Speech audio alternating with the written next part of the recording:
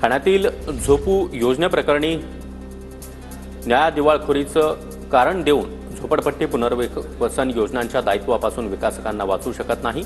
उच्च न्यायालयाचा निर्वाळा. अशा विकासकांना हटवण्याचा झोपडपट्टी पुनर्वसन प्राधिकरणाच्या अधिकारावर देखील न्यायालयाकडून शिक्कामोर्तब. धारावी पुनर्विकासासाठी करण्यात येत असलेल्या सर्वेक्षणानं नवा टप्पा गाठला. वरच्या मजल्यावरील घरांसह 63,000 झोपडपट्टी धारकांचे सर्वेक्षण पूर्ण.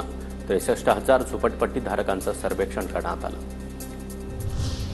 वाहतूक नियमांच्या जनजागृतीसाठी माहीम वाहतूक पोलिसांकडून अनोखी मोहीम. वेगवेगळ्या शाळांमध्ये नाटिकेच्या माध्यमातून वाहतूक नियमांचे धडे. व्हिक्टोरिया स्कूलमध्ये विशेष शिबिर. मुंबई विमानतळावरील शौचालयामध्ये मृत अर्भक आढळल्यानं खळबळ. विमानतळावरील शौचालयाच्या कचऱ्याच्या डब्यामध्ये मृत अर्भक आढळलं. सहार पोलिसांकडून अज्ञात व्यक्तीविरोधात गुन्हा दाखल.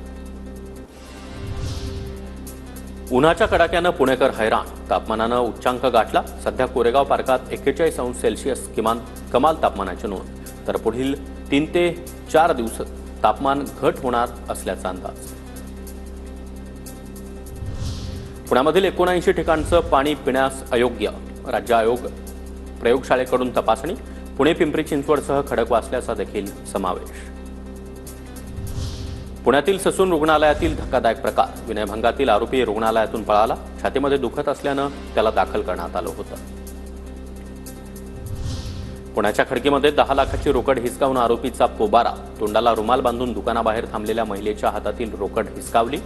24 तासाच्या आत आरोपी पोलिसांच्या ताब्यात.